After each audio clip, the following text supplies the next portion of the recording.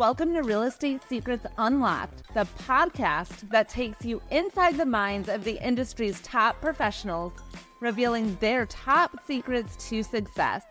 I'm your host, Danielle and Damianov. Whether you're a seasoned pro or just starting out, get ready to learn the latest trends, strategies, and secrets that will help you succeed. Join us as we go beyond the basics and explore what it takes to make it in the world of real estate. So buckle up and get ready for a wild ride. This is Real Estate Secrets Unlocked. Hey everybody, it's Danielle Damianov with the Real Estate Secrets Unlocked, and I'm so excited today that I have Michelle Jacobic on here. She is a best-selling author, The Path to Profits, which I am reading this right now, and it is probably one of the most amazing books. So we're going to dig into that. Prosperity After Divorce is another book that she had written, and she also does financial coaching. So Michelle, thank you so much for being on here today, and I'm really excited to dive into all of this with you. I'm super excited to be here, and I'm totally jazzed to dive in with you as well, Danielle. Yes. So why don't you, tell everybody a little bit about you, because I just kind of did a tiny bit, but I know that there's a lot more.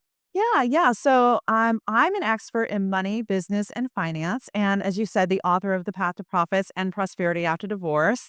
And I love, right, as both a financial coach and a 35-year veteran business owner, to be able to help people understand how they can get a better grip on their money, on their profits, on their budgets, on their lives, and most importantly, really start coming from a place of having a business that's profitable in support of their life, not at the expense of it. And I totally believe that really financial stability and financial consistency is available to everybody. And I think that that's probably my biggest message. But truth be told, we're the richest nation in the world, and we have the lowest savings rate. We also, we have 66% of Americans today living paycheck to paycheck. 24% of take-home pay is going to credit card debt, student loan debt, all the debt things. And as an entrepreneur, and you yourself, we all know that everybody leaps into business with this passion, but they don't realize that the reason they end up on that 66% fail in the first 5 years is that they need a runway, financial runway, that goes with the roadmap, right? Like, you know where you want to go, but it's like, what's the financial runway that I need to get there? So I think people earn enough money but they spend a lot too. And many times they're just not really in tune to the fact that they can put some thought and mindfulness in between their buying decisions, right? The marketing is being thrown at us all day long, and it's everywhere we go. And I think that we just haven't built the muscle of mindfulness around our money. So I love to be able to talk to people about, even my own story. I leapt out of the house at 19 years old. And let me tell you, those next 3 years were a nightmare. I leapt out. That was my first transition in life, right? And I had a whole lot of adult confidence. I thought I had financial maturity. I had gotten a job in financial services, right? So I was working as an admin for a boutique financial services firm. And I just was like, yep, that's right. I had a vision board. I had the private jet and all the vacations and all the material things right on that board. And I had a huge sense of belief. But at the same time that I moved out, my angel investors showed up, Visa and MasterCard. And as somebody who is totally in tune with the law of attraction and, if I dream it, I can have it. I was like, there we go, right? This is just confirmation that I'm meant to be on this path. And I'm even going to have a runway that I have 2 angel investors. And what happened was, over the next 3 years, I literally ran up those credit cards. I ended up with payday loans, credit card debt.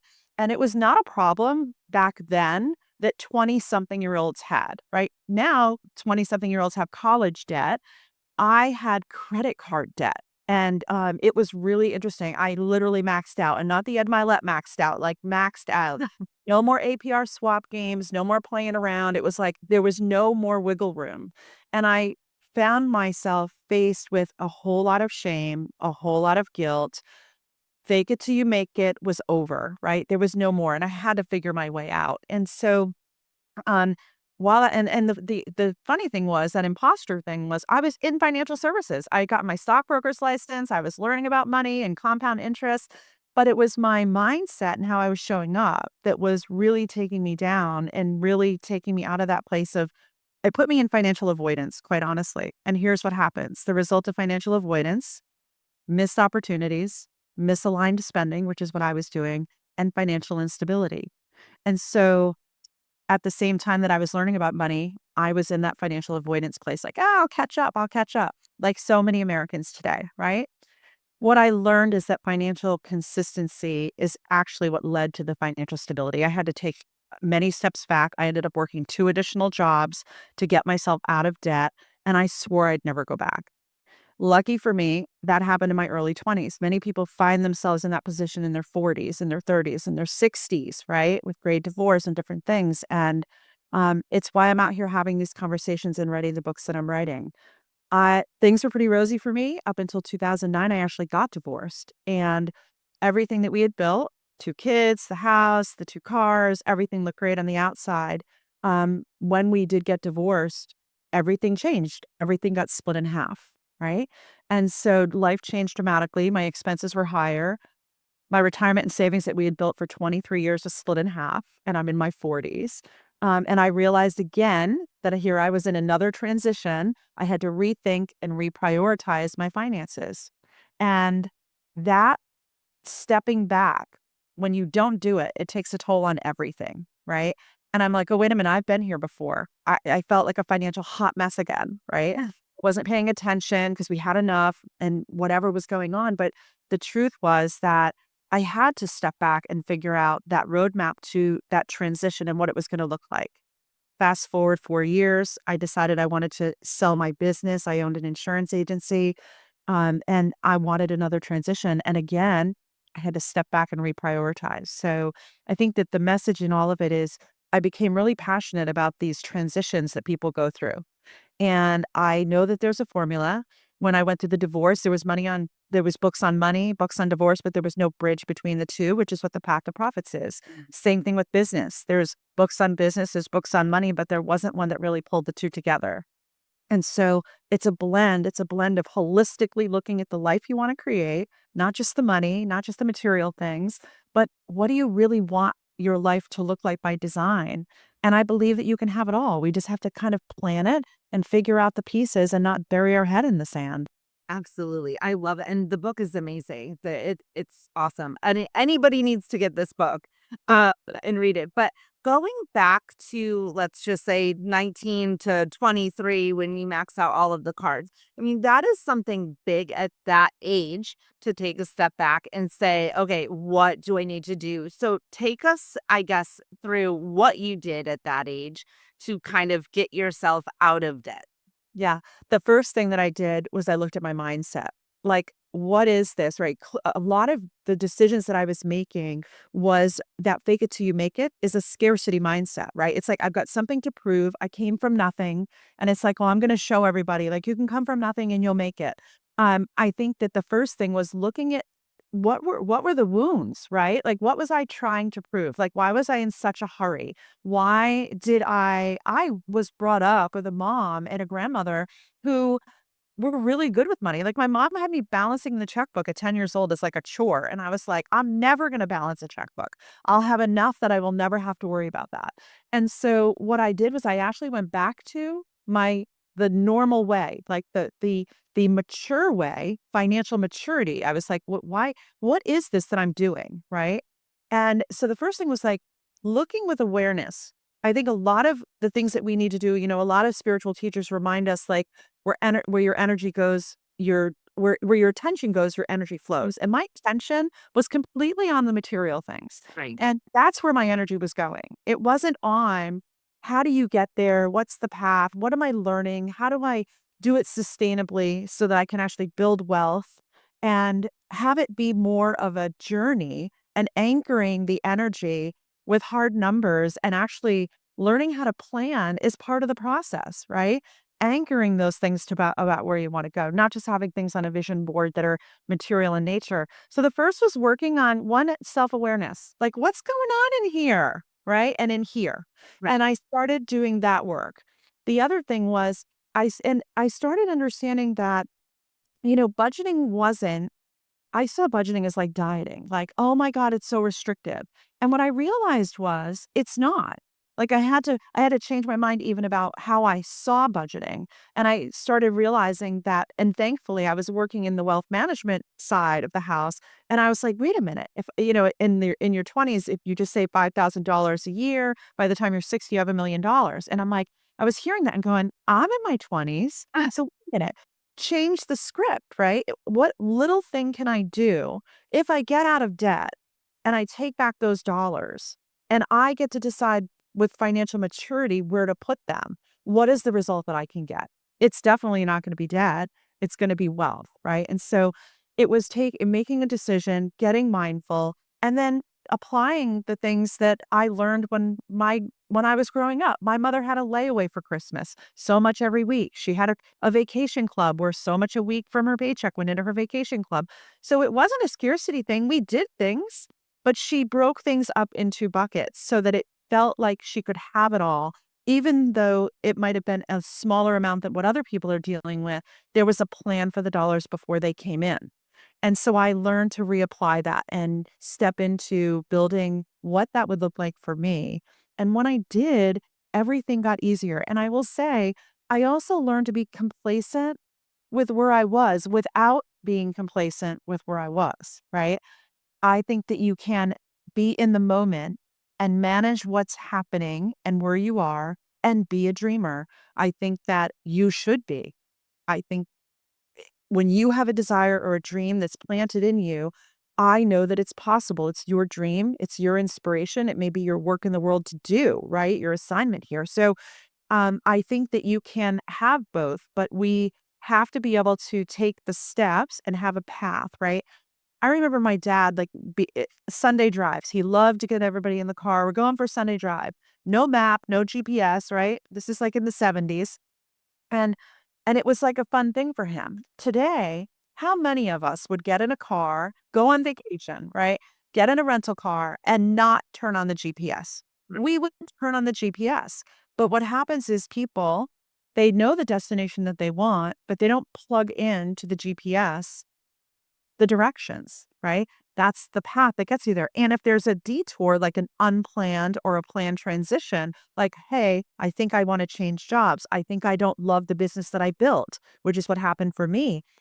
You have to be able to know there's going to be roadblocks or you might be taking a detour, but ultimately, what's the destination? Right. And it's the roadmap, right? Too many people come in and they have no plan. They just know where they want to go. And most times it's they just don't want to be here and there's where they want to be, but they have no idea why they don't even want to be here anymore. Right. Well, then how to get there. Does that make sense? Hey, real quick, if you're enjoying this podcast, make sure to subscribe to my YouTube channel, Real Estate Secrets Unlock, and hit that notification bell so you never miss a new episode. And by the way, if you're a mortgage or real estate professional looking to level up your business, check out the Done by One CRM. It's at donebyone.ai. It packs tons of tools that will help you automate your business, automate your systems, your lead generation, your lead follow-up, social media, email marketing, and it will allow you to close deals faster. If you are ready to take your career to the next level, join my team. We are looking for real estate agents, mortgage professionals, and real estate agents that want to be mortgage professionals. We're all about support, growth, and crushing it together. The links are in the description. Check them out now and let's grow together. Yeah, definitely. And I think one of the big things, and you had mentioned in the beginning, a lot of people get into business and they fail within the first 5 years.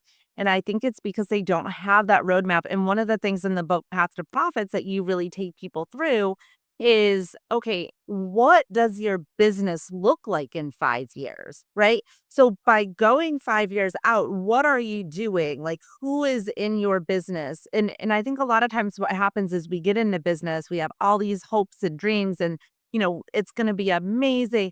But what happens is now we're a new business, so we're wearing every single hat. It's like opening a restaurant and you're the chef and you're the server and you're the dishwasher and so you have to start to figure out in business, okay, these are the things that I love doing with this. These are the things that I don't like doing, but they're necessary. And I might have to do both now, But then who is going to handle all of this stuff eventually? And PLs don't kind of think about that roadmap. They just get in and they're like, oh, I hate this part of the business. This must not be the right one. Yes, the right business. Instead of looking at it and say, well, no, there's always in every single business going to be things that you love doing and things you don't like doing. And find and things you have no business doing, right? I love that you're bringing this up because I think it's one of the biggest challenges that we have as entrepreneurs is that if we're visionaries and we're always thinking about new ideas, as most of us are, it's hard to stay grounded in the thing that you're doing, right? And so I love that you brought up the 5-year vision, right? I think that being able to close your eyes and literally see yourself 5 years from now, like what does it look like? It's funny, I just posted on social media my 5-year vision and how it opened up with the sentence, I'm so grateful for my team, right? Because when I sold my insurance agency, we had 14 employees, right? And so then I step into this whole new thing. I take a sabbatical for a year. I think I'm retired and I'm like, I'm not done. And so here I am in this new thing and I'm like, well, I'm going to see what this is. And so as you just said, I was doing all the things, right? And because I didn't even know what the thing how was it going to happen? Was I going to evolve? And honestly, even for me, I thought, oh, I'm going to blow this up in 3 years, right? I'm on year 10. I cannot believe it. Year 10. And there's been 3 or 4 iterations of this business, this consulting business that have happened. The first book, Prosperity After Divorce, I thought that was the industry I was going to work in, right? And then found as I was assessing, like I was completely depleted, financially depleting, emotionally depleting. I love working in the personal finance space, but where I was doing it and how I was doing it was not bringing me joy and it was depleting me on every level. And I think that so many entrepreneurs, as you just said, they come in and they're not even measuring like what are the things that they're doing, right? So what you just said is, what am I doing? What do I do? But and I I need to do it now, but then I'm going to outsource it when I can, like your bookkeeping and the tasks, even calendar management, right? Your email management. And then the last thing is like, what do you have no business doing? Because we find that we get stuck in the cycle of learning. As a new entrepreneur, we get stuck in learning, learning, learning. Oh, I got to learn more of this. And what happens? We have this entire playground where everybody's telling you something to do. Yeah. And what you really need to do is test. Go in the market with the thing that you want to do, test it out, analyze the data. If you ran a workshop, how many people came? How did you get that many people to come? How many people converted? Right? I just ran a goal setting workshop. We do them virtually. And I just ran the numbers. 31 people came. I made no offer, but after the workshop, people end up on your calendar and they want to talk with you. And I had 6 sales that came from that. So I know that my closing ratio is 20%, right? If I get 31 people in the seat, I can get 20% of those people. And again, that's just last month's statistic, but I have something to measure it. So many people come to me and they're like, I have an idea. I have an idea. And it's like, okay, great. I'm not your idea. I can't pour gasoline on your idea. Go test your idea and then come back to me with what were the results. And I think that many times people skip the testing phase. And when they don't get the result that they want, they go try another thing. And not necessarily another business. They try another iteration of what somebody is telling them they need to do to make the business work. But they already know many times if they just tweak or look at, maybe maybe they haven't even tested it yet. Right. Go do something that gives you the data so that you can then come back and assess. And then do you tweak from there? Is there another iteration of it? And then be around people, right? That are like you and I, right? You lead a group, I lead groups as well, so that your mindset is right. You've got to make sure you have a warrior mindset to be in business. You got to have an abundance mindset to be in business. You have to have a growth mindset to be in business. You need to have a community mindset and a collaborative mindset to be in business. And you need to have a winning mindset. So how do you it's understanding all of those things so that you don't come off the road too quick. And Well, I was just going to say that. And I think that's one of the biggest problems is that, they have this thing that this burning desire to do something, and they give up too soon because we all want that instant gratification, right? And that goes back, actually, now I'm thinking, to when you were talking about layaway. I remember my grandmother had layaway at Sears or like one of those department stores, right? But now I don't even think they have it, right? Because they have credit cards. It's that you don't gotta wait for anything anymore. You just write it. So people don't want to wait to see the results. And I was listening to a podcast the other day, David Bear, and he was talking about how his 48th episode was the one that blew up, right? Who was the one that got all of these followers. And he went from dead broke to a $30 million coaching company in 10 years, but he kept doing it and doing it and doing it. So sometimes you had 31 people at your webinar, or sometimes you'll do something and maybe you get two, right? But then if you keep doing it, then the next time you get 10 and then 15. So if you really have that burning desire, too many people give up way too soon.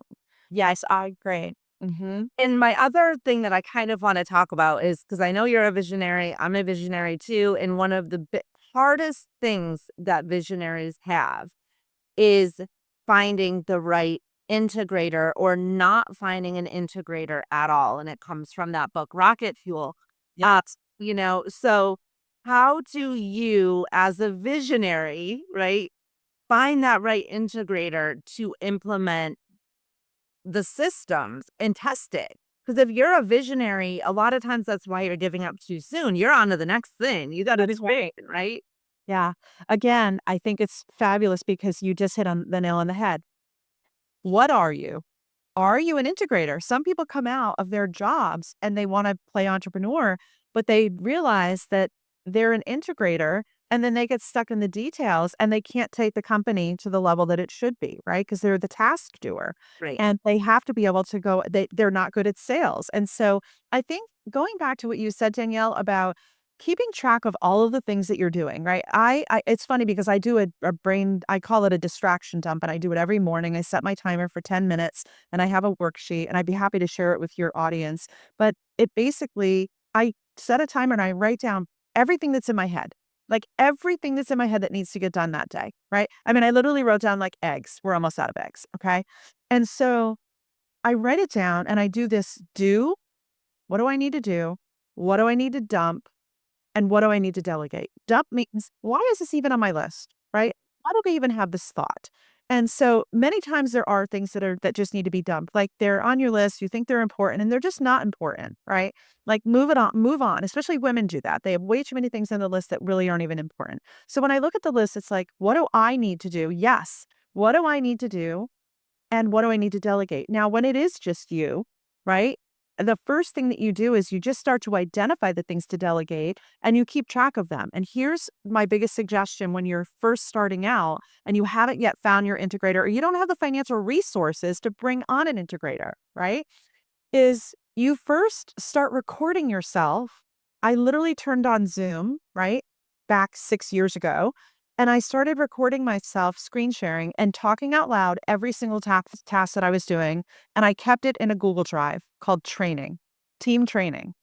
And you start small. You start to say to yourself, I don't need somebody 40 hours a week. It's like, who could I hire right now to do 5 hours? When I started outsourcing my tasks that I had no business doing and needed to be delegated to put me back in revenue generation activities, I did 5 hours a month.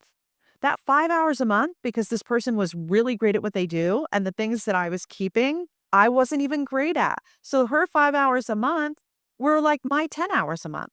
So I really got back 10 hours of my time, right? And I think that what happens is you first start looking at the things that you're doing, as you said with the list. Then you start to envision, well, who would this be? And then you start to ask the people around you in your communities, get referrals. Who are they using, right? What are they doing? Would they be a good match? A lot of people are like, well, I need a VA. Okay, great. Well, start asking questions about this VA. Can they do project work? Sometimes you identify that there's something that isn't getting done. Because on my to-do list, right, I also look at, am I doing it? Am I doing it well? Or is it on the list to do and I'm not even getting to it? right? So many people say, I want to do a monthly newsletter. Are you getting to it? Right. So that's a task that somebody else probably has a really good skill set. So for me, the first step is identifying what those things are, having the belief that you can have support. And many people put off calling in support because they don't even feel like they're not ready. The house isn't in an order for you to even bring somebody on. And how are you going to train them when it's a dumpster fire, right? But we have to let that go. And just I think one of the first steps for me was doing some of those recordings so that I could say, okay, I'm not a dumpster fire. And even if I am, no one's going to know because the person that's coming in, I'm just going to give them the training videos and they'll focus on these tasks. And then I built my team from that place.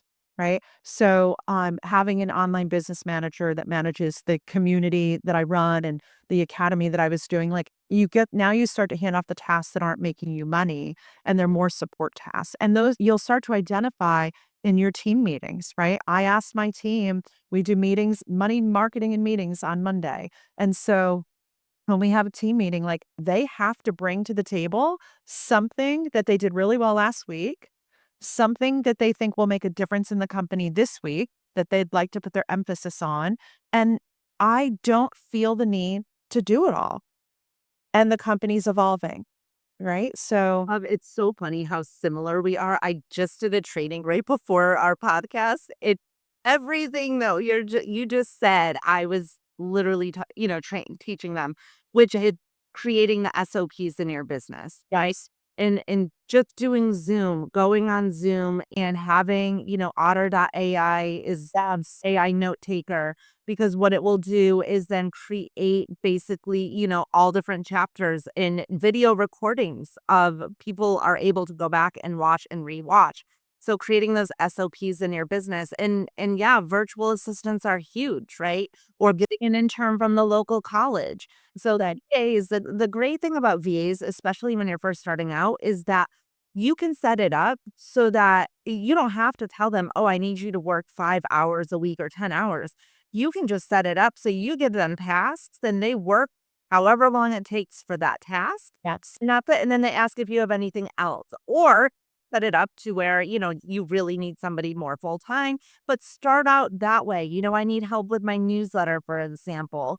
And now with AI, I mean, there's so many different things. I was just going there. So thank you. I was just going to say, if and again, as somebody who's a visionary, my number one team player is ChatGPT. Same. Literally have an entire team of advisors. I trained with Manoj Agarwal for 6 months last year. He has 4 patents in AI. Prior to ChatGPT, I worked with him weekly to integrate and maximize how I could use it for my business. And so it is honestly, I will tell you, it's been the number one tool for me to take back any headspace, right? Because a lot of times entrepreneurs are up racing in the middle of the night. They're up at 3 in the morning. It's not just the money worry stuff. It's like they just have things that they have in their head. I literally don't have anything in my head anymore. When I close my office door, I mean, I have ideas and things, but I'm like, nothing keeps me stuck because I know I can get to my desk, open up ChatGPT, and my individual chats that or GPTs that I've built, and I can ask any of my board of advisors that are well versed on my marketplace, on my business. I mean, I have, if you do the pro version, it will speak like you. I mean, I uploaded my books, I uploaded interviews that I've done, I've uploaded my workbooks for the workshops that I do. It knows who I am. It literally speaks better than me. I'm actually really grateful that I authored both of my books before AI because I feel like I really did the grind of like taking 18 months, for both books each to write the book. Today, I'd be like, I'd have my outline in literally 4 minutes. I gotta tell you this. This is so funny. So I got your book. I got it on Audible. And I haven't been listening to Audible. So anyways, so I knew I was having you on the podcast. I was like, okay, I gotta get her book. I need to read the book before I have her on. So I'm in chapter 1 and I'm highlighting. I'm like, I can't read this. Like my brain is going. Duh, duh, duh. I'm like, I have a journal. I'm doing steps. I'm like, I'm never going to get through this book by Friday. So I go to Chat GPT and I said, I'm having Michelle on my podcast. summarize the book for me, give me questions to ask her as my podcast guest. Like, and it went through the entire summary of your book. I was like, yeah. So I was like, I don't want to rush through this. Like, I want to actually do the work. But it's so good. It's a great book. So I'm like, I want to do the work in there. So I'm like, ChatGPT, what's going on? Like, what? Yeah. And in a hot minute, you had very tactful, right? Tangible things that you could do that took back your time. You just nailed it. If you put on the audio version, you would have had to listen for 4.5 hours, right? The book on Audible is 4.5 hours or Spotify. And yet, if you want to read it, if you're going to do the exercises, which is the hope, right? Like the reading it is theory, doing it is transformation.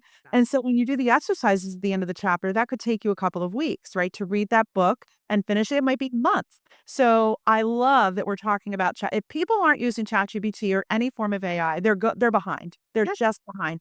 I know a lot of people were afraid of it. We have to get over the fear.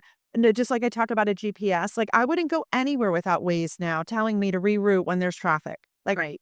are we going to just turn it off and wish it away? No, it's technology. And I always say, because there's two sides of the argument, right? Oh, it's going to take jobs. It's going to do this.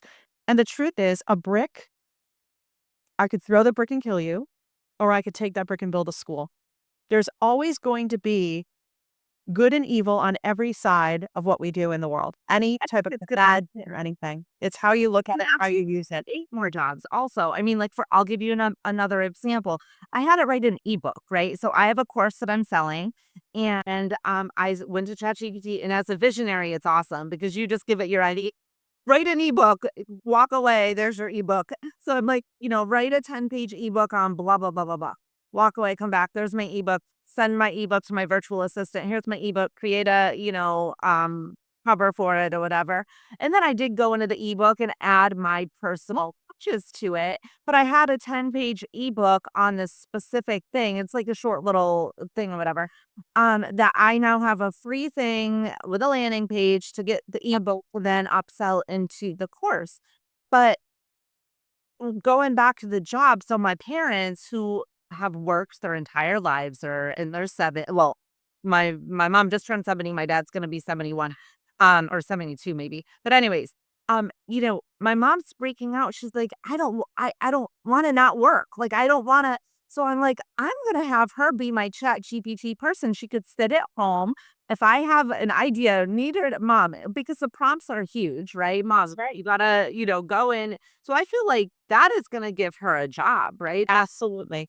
Absolutely. I think that anybody that is in digital marketing, all of the places, it's like, it isn't going to replace, like I have an intern right now that's working with us and she's in her 4th year of getting her, her degree in marketing and whatnot. And she's been on staff with me now for 10 weeks and she is mind blown because she's like, listen, we talked about it. We looked at it, not at the level that you're showing me. She is going to be so much more marketable when she goes out to get a job. The person that hires her is going to literally, like, if she has me on her resume, which she will, because she'll have a recommendation from me, literally they should thank me. And because the real life experience that happens when somebody in marketing can come into a company and actually use the tools, they are more marketable. They are going to take the profits for that company. She is a rock star. And because she's open and she didn't come in thinking she knew it all, she's like, I'm like, what have you learned in the classroom? And she's like, literally nothing about ChatGPT. Great. So every week on Mondays, we spend an hour and I'm showing her in relation to my responsibility is to mentor her, right? She's giving me 10 hours a week. Well, what do I give her in exchange? Right. And it's just mind blowing to see even a young person who's coming into marketing now see the light bulb go off about how she's left behind in her industry if she isn't adopting. And she knows, she's like, I can change the profitability of a company that says yes to me. And she's learning the language of even how to sell herself around that against other people that are going to come in and compete with her for that job. She will win and help a company win. So, yeah. Absolutely. And, a lot of times, just with what you were saying with the marketing and everything, businesses don't want to figure out how to do the Facebook ads or the this or the that. And ChatGPT just makes it all better. I don't know if you know Billie Jean. Yes, I love Billie Jean. He was actor. That's my first intro to AI, actually. I'm in his 16-week marketing class right now. I love it. All AI. Yeah. Amazing. But you need the people, those marketing agencies they are going to be huge because Right. take the average mom and pop pizza place or gym or whatever. They don't know how to market like that. So I think chat GPT and AI and everything is actually going to create more jobs. Or jobs. Agreed. I agree. Absolutely. So and I know we've been talking for a while, so I just want you to kind of take people through, there's a lot of people out there that, in probably in a little different situation than what you were in because you sold your company, you had money to start a new business. There's a lot of people that are stuck in their jobs that are not in a job that they feel called to be in, that want to start something else, want to start a new business, do not have the finances to start that new business. But they don't want to live the rest of their lives unhappy doing whatever it is that's not making them happy. So, how would that person transition into that new job that they're wanting to do? Yeah, I love this question. First, you don't just leap and quit your job, right? I do a talk called I'm Hiring, Would You Take the Job? And I do it to entrepreneurs and groups as a keynote. And I ask people to go through the exercise like you're in business already. And I'm going to ask you to close your doors and come and work for me and bring your assets and your knowledge to my team. And I have them go through this entire laundry list, right? Of if I open the door on Friday to that conversation and we set up a meeting for Tuesday, I guarantee you on the weekend, you're going to be sitting down if you're a solo and doing it yourself or with your spouse and making a laundry list of all of the things that you're going to be asking me for if you're going to close the doors to your business. And I think it's a very similar conversation when somebody's working for somebody else in a job that they don't love. It's like you have to do that list of what is your compensation package going to be for yourself? How many holidays are you going to take off? Do you need health insurance? Are you okay with a regular plan or do you need a Cadillac plan because there's medical things? Do you need PTO and sick time? Like you actually build your benefits package for yourself. You're right. Do you need to fund retirement? Like if you're behind on retirement and you're in your 50s and you're thinking about leaving your job, which is what so many people do because they've been miserable for so long. Well, if you need to catch up and you're not building a benefits package for yourself as the head of your company, the CEO, you're going to come out and you're going to be left short with where you need the company to go. And you're just going to be in business. You're not going to be in business intentionally to actually support your life, right? And not for nothing, but it takes finances to support our life. So the first step for me is most people have no idea what the numbers look like. They have no idea what their lifestyle is, right? So the first step is reading a book like The Path to Profits, where in the middle section, the flow section, it brings you through all of the exercises or working with somebody like myself, right? Because if people can read the book and then they're like, I just can't do the money thing. So that's what we do our financial foundations program on, right? I walk with people for 4 months. I go under the hood of their finances, personal finances, and then I build out the tools. Like, what does the personal budget look like? What is the real lifestyle? Not this, my bills with due dates is 3,200 a month. It's like, that's great. That's one part of this formula. But the other 70% is what we spend money on, right? It's our groceries, it's our hair. I just ordered contacts this morning. It was $170. Like, it's all the things that make up our lifestyle. And until they have that number, until they really understand like what they need the business to do for them. And if they're a solo, it's the whole thing, right? If you're single, you're the whole shebang. So you have this realistic number. You also then can decide, are there things that I can cut out? Are there things that I can change?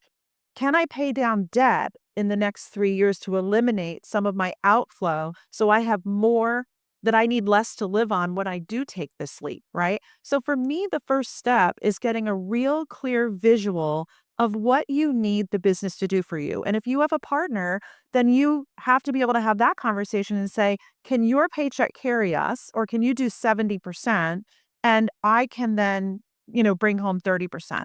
The first thing is getting the clear picture and having a real conversation around what you need the business to do.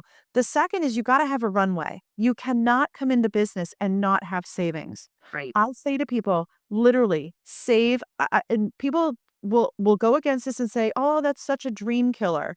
I believe that you should have a year of savings, and that's a minimum. If you're going to leave your job, you have a year of savings before you take the leap, and you work on the financial picture to get things down to a minimum. Now, it doesn't mean that you can't start doing some things to activate revenue or your ideas and testing things out, but you don't go quit your job. The financial stability and the people that leave and take that leap without the plan and the financial runway is why we have a failed business statistic of 66%. And I honestly think it's higher, but people use credit cards to get through the first 3 years, 4 years. They're like, "Oh, I'll just fund it with credit cards and it'll come to fruition." And I think that that's a disaster. And I know because I have the people that come to me at the 3-year and the 5-year mark, and we've got to reset where they are. And many times the business model didn't have the legs and they're in such financial avoidance that we've got a lot to unpack. It's one of my favorite things to do, but I think that if you wanna start, one of my first things is, like, decide, carve out time, look at your finances, go under the hood. And then I think too, having a small win, like sell something and put in a bank account that's called my future business account, right? Start selling stuff, cut something out. Stop adding to the problem by spending more money than you make, right? And start saving. And so for me, it's a call to action for people to actually have small wins. And the small wins have to be around the financial aspect so that they can actually understand that going into business isn't just about having a passion and being inspired. It's about the long game. Right. It's about the long game, and that comes down to money. Yes. Money and also, one of the things that I did when I was and I'm still in that transition. I mean, I still have my mortgage business, but and doing my CRM and my coaching business and stuff like that, it was getting up earlier. It was blocking out 2 hours in the morning before I got into my actual real job of putting everything together 5 days a week. So taking that time and really setting it aside with, okay, this is the business that I want to do. This is where I want to go. So I'm gonna just take a couple of hours in the morning. Even when I was writing, I have a book on 2 books on Amazon, writing that in the morning. That's when I did it because Diane brain is most created. And that's can't let, the things that happen in your day clout your mindset. And then so doing it fresh in the morning. So one last question, and I'm so passionate about this one thing, and this might be somewhere I'm gonna go. So I think any entrepreneur listening to this, one thing is kind of being open to receiving the different paths that you might think that your business is gonna be here just like you did. And then it might, be here. It might be something completely different. But a long time ago, well, not a long time ago, a couple of years ago, I did junior achievement. I think it's absolutely amazing. I taught 3rd grade for junior achievement and, really teaching kids about financial literacy and stuff like that. But what I think is missing is college kids, well, no, juniors and seniors trying to figure out what it is they want to do in life because we all know student loans are so high. My daughter's going to Miami in August, and it is insane the amount of tuition. And unfortunately, a lot of these kids go into college not knowing what they want to do in life, coming out with hundreds of thousands of dollars in student loan debt, not realizing how that could impact them to buy a house because that student loan debt, deferred or not, is still included in your debt to income ratio. And really trying to figure, and then they don't even go into the career that they went to college for. Sometimes they didn't even need the college degree to do whatever they're doing now. Absolutely. So really trying to help kids, right? Figure out what they want to do in life. Even and most people have no idea. But what you don't want to do is get into a ton of debt as a kid and then also um, you know, go into a job that you're unhappy with that at 40 or 50, you're like, this sucked. I hated the last 20 years of my life. And I want to change it now. Right. And so, how can they kind of figure out? And you might not even know the answer. Oh, I love this. I've had 5 children, okay, in our household. So, they're all flown now, but I think that first of all, this is such a great topic. I'm passionate about this topic, right? Passionate about personal finance being taught in school as a required curriculum, not just taught at alternative schools, because those are the kids that need the information, right? We all need the information. And I think that it's gotten out of Privileged control. ones need it more because they don't have to work Control. for it. Yeah, 100%. It's out of control. And a lot of it is because parents are not in tune with the fact that it's up to us in our families, in our homes, to teach kids about the investments that they're making. When we go through a transition, right? I didn't need to air my former husband and I have a phenomenal relationship today. We're grandparents today. We'd be in the same room. So proud of that on both sides of the formula. But I allowed when I went through that transition, right? It was a planned transition. I knew there were teachable moments in that transition to be able to share with my kids because they would come through one as well. And I think that the college education piece, it's out of control, right? I love that Gary Vee talks about this all the time. I think for me, one of the things that I used in my business, right? We had 22 employees, right, that worked for us. We always did the Colby. So the Colby index is a personality. It's your natural talents, right? It's not your personality. It's your natural talents. And I had my kids do the Colby in 5th grade, and I had them do it again in their second year of high school. Because one thing that happens too with kids is they by 5th grade, most times they stop to lose their own sense of identity and they start to, morph into what everybody else looks like, what everybody else is wearing. And even if they're a leader, there's still an element if they lose a piece of who they are, right? And so the Colby is a great index that allows them to get this feedback that says, these are your natural talents, right? They're the ones answering the question. And I love because at the end, it gives them this insight into careers that would be they're identifiable careers that would actually enhance their life rather than them, being stuck at something that they think they want to do. And I think that should be like that to me, like everybody give your kid a Colby. Yeah. And I know my kids, is it Colby? Kolbe. Okay.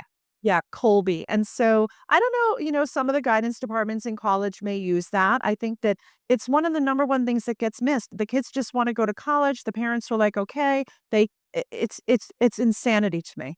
I am a fan of community college for 2 years. Now, let me tell you, did I want to go to community college? No. I wanted to come to Florida. I told my parents what I wanted to do, and they're like, how are you doing that? They had not saved a dime for college. So I had this whole shame around the fact that I was going to have to go to community college. And it wasn't until I got in the classroom that I realized that I had the best learning because I had professors who were business owners in the community, right? Coming in, the accountant, the lawyer, the marketing agency, they were doing, they were the ones teaching my classes. So I was learning from real life people that were out there working and teaching. And so I got the best education in community college and then at such a reduced cost, right? Today, it could be $1,800 for a year and most community colleges are paid for with most states. So you get 2 years out of the way if you can remove the stigma of shame that comes with that, because honestly, it's a different world today. And if kids understood the value of inserting themselves there, and even if they're going to go to university, one of the things that I say, work because the work allows you, if you're in a restaurant, you realize I never want to be in a restaurant. I have 2 engineer sons, and one of them is like, oh my God, I can't stand being in an office. He's an adventurist. He's a hiker, a biker, all these things. And he was a materials engineer. Now they're both materials engineers. This was so funny. My bonus sons, but one literally went into the entrepreneur path because he was like, I will die if I have to do this. But because he did an internship and took a job in an office, it didn't take him long to figure out being in a cubicle was not going to be his path. So I think that kids working and stepping into the industry that they think lights them up. If they want to be in the medical field, well, go volunteer at the hospital, take a job in a medical practice, like doing something, answering the phones, whatever, and start to get a taste of what it really is before you go put your entire education into it. My daughter loves culinary. She literally was at 12 years old, was making full-blown meals. I'm an awful cook now. She was like, I want to go to culinary school, right? So she got into Johnson and Wales. I was so grateful that the college, they have 2 tracks, right? Every 12 weeks it changes. The first and it's on a lottery. You either go into academic classroom or you go into the lab where you're doing cooking every day, all day. And it's intense like a restaurant, right? They give you an exam every 9 days. There's tests every day. One of the best schools too for that. Oh my God, Johnson and Wales, right? So she got the labs, and this girl was a fierce baker and culinary person. And she literally realized she's a Zen person. She's not high stress. She takes very good care of her inner and outer world. And she was like, no, there's no way I would ever do this. So we started to explore, well, what would it look like if you had and it was nutrition for her. So I think that being able to step into jobs, training, anything that gives you an inside view, a real world view of what it is it might look like on that career path before you go to college or before you're in that third year, in that first 2 years, let the kids work. Right. Let them work. Let them contribute to the college, instead of the full ride. And then they come out and I see it. I work with a lot of college exits and they have $100,000 of debt, $75,000 of debt, and they don't want to be a teacher and they don't want to be a lawyer. I have somebody right now, $150,000 in debt, doesn't want to be a lawyer. She's a lawyer, doesn't want to be a lawyer. Yeah, I know. Mm-hmm.